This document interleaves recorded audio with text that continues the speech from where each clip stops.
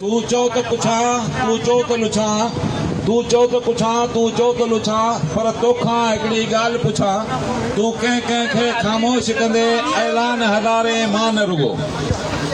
हिन पिंडाल में, हिन ज़लतते में, हिन सख़्त गर्मी में मौजूद मुंहिंजूं भेनरूं ऐं मुख़्तलिफ़ खातनि सां लॻा पियल मुंहिंजा मुलाज़िम भाइरो, जीए सिंध, जीए उस्ताद, जीए पेटल, जीए मुलाज़िमनि जो उस्ताद।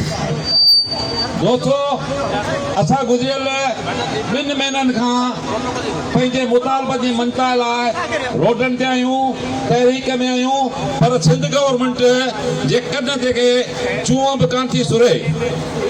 मूंखे हैरत आहे त सिंध जो वॾो वज़ीर के सूबे जो वज़ीर मरा हिकिड़े सूबे जो वॾो वज़ीर उन जो मक़ाम छा हूंदो आहे, पर असां सिंधी माण्हुनि जी इहा बदकिस्मती आहे त असांखे ठग हुकुमरान मिलिया, पर असांजो जेको वॾो वज़ीर आहे उहो उन ठगनि जो सरदार निकितो। इहो वॾो वज़ीर तव्हांखे यादि हूंदो जॾहिं सिंध जे पाणीअ ते धाड़ो लॻो हो, जॾहिं सिंध में जे सिंधू दरिया ते केनाल पे ठहिया, तॾहिं इन ई वॾे वज़ीर चयो पिए त किथे पिया केनाल ठहिनि, किथे पिया केनाल ठहिनि। पर जॾहिं सिंध जे बाशऊर, सिंध जे गैरतमंद माण्हुनि संदसि घेराव कयो त इहो ई वॾो वज़ीर पछाड़ी चवणु लॻो त केनाल समूरा नामंज़ूर। अॼु हू पंहिंजे पार्टी के चेयरमैन मोहतरम बिलावल भुट्टे ज़रदारी सां कोन थो ॻाल्हाए त कॾहिं कट लॻो आहे पेंशन ते। जॾहिं बिलावल उन खां पुछाणो थो करे त चवे थो त को बि कट कोन लॻो आहे पेंशन ते। त अहिड़ो ठग ऐं अहिड़ो कूड़ो वज़ीर जेको असांजो वज़ीर अहिड़ा हुजे, उन खां मसइला हल कराइण एॾा सवला न आहिनि। असांखे मुंज़म थियणो पवंदो, असांखे मुतहद थियणो पवंदो, असांखे कंहिं सरकारी प्रोपेगेंडा में न अचणु खपे।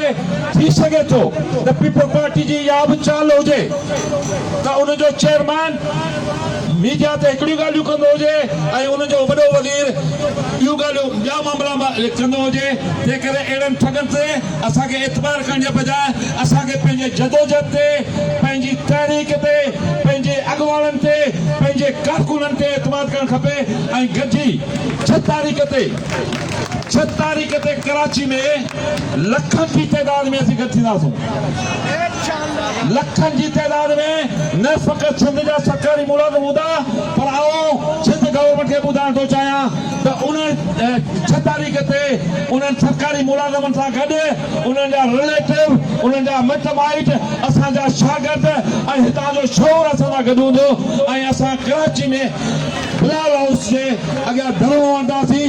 पीपल्स पार्टी गवर्नमेंट असां तव्हांखे ॿुधायो था त तव्हां सिंध जे माण्हुनि खे कराची में सदाईं तशद्दुद कयो आहे। सिंध जो न्याणियुनि खे कराची रोडनि ते तव्हां घेरियो आहे। सिंध जे मज़दूर खे, सिंध जे हारीअ खे, सिंध जे शागिर्द खे, सिंध जे फनकार खे, सिंध जे शौर खे, सिंध जे अदीब खे बि तव्हां कराची जे रोडनि ते घेरियो आहे। असीं तव्हांखे चिताव था ॾियूं त 6 तारीख़ ते जेकॾहिं तव्हां इन क़िस्म जी का बि हरकत कई, सिंध जे कंहिं मुलाज़िम खे तव्हां गिरफ़्तार कयो, सिंध जे कंहिं मुलाज़िम ते तव्हां लाठी चार्ज कई, त हीअ तहरीक तव्हांजे इक़्तिदार जे ख़ात्मे जो सबबु बणिजंदी। इक़्तिदार तव्हांजो हलियो वेंदो, हलियो वेंदो, हलियो वेंदो।